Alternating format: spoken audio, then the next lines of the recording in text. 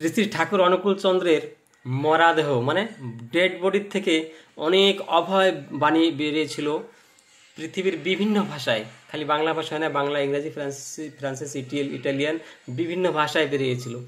তো তার থেকে কিছু কিছু বাণী সংগ্রহ করা হয়েছে। তার থেকে আমি একটা বাণী পাঠ করে আপনাদের শোনাচ্ছি, শুনুন। আমি উঠে পড়েছি যে তোর আর চিন্তা কি, তোর শোক দুঃখ কি, ছুটি আয় বিশ্বাস কর, ঝাঁপ দে কীর্তনে, ব্রহ্মসাগরে ডুবে যাবি। তোদের মহা মহা পাপ থাক, ব্রহ্মহত্যা, গোহত্যা, স্ত্রী হত্যা ইত্যাদি করে থাকিস, ভয় নাই।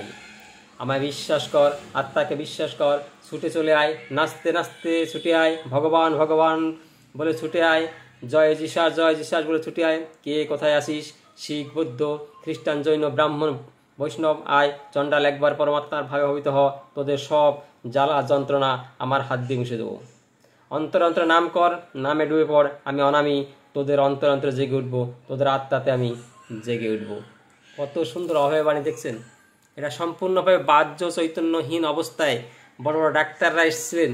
বড় বড় ডাক্তাররা এসে বিভিন্নভাবে পরীক্ষা নিরীক্ষা করে দেখলেন, বললেন সৎকার করো, ইনি ভিতরে কোনো প্রাণ নেই। সেই অবস্থার ভিতর দিয়ে তিনি অনর্গলভাবে মানে অভয় বাণী দিয়েছেন, পৃথিবীর কল্যাণে, জনকল্যাণের জন্য দিয়ে গেছেন। সেই বাণীতে কিছু অংশ আমি পাঠ করে শুনলাম। এমন সেই একটা বই আছে, পুণ্যপুঁথি নাম বা হলি বুক নাম, তার ভিতরে এই মানে ডেড বডির অবস্থায়, মরা শরীর অবস্থায় যে কথাগুলো বলেছিলেন সেগুলো সব লিপিবদ্ধ করা আছে।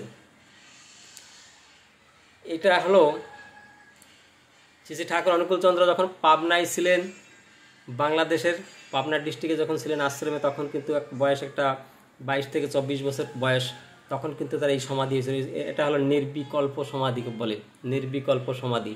তার ভিতরে বাহ্য চৈতন্যহীন কোনো প্রাণহীন দেহ ছিল। এইভাবে অনর্গল 72 দিন এইভাবে মানে নির্বিকল্প সমাধি তার হয়েছিল। এই সমাধির ভিতর দিয়ে তার এমন এমন কথা, প্রথম কয়েকদিনের কথা কিন্তু লিপিবদ্ধ হয়নি, মানুষ ঠিক বুঝতে পারেনি।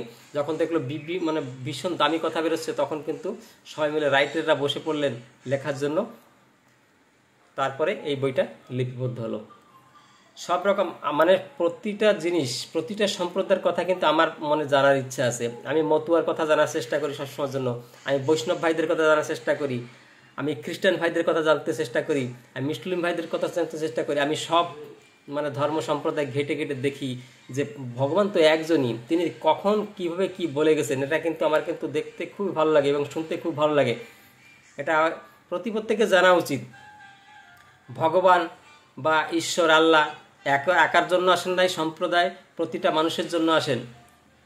ভালো কথা দিয়ে যান, পজিটিভ জিনিস দিয়ে যান, সেগুলো যদি আমরা পালন করি, তাহলে কিন্তু জীবনে কোনো আর ভয় থাকে না। সকলে ভালো থাকবেন।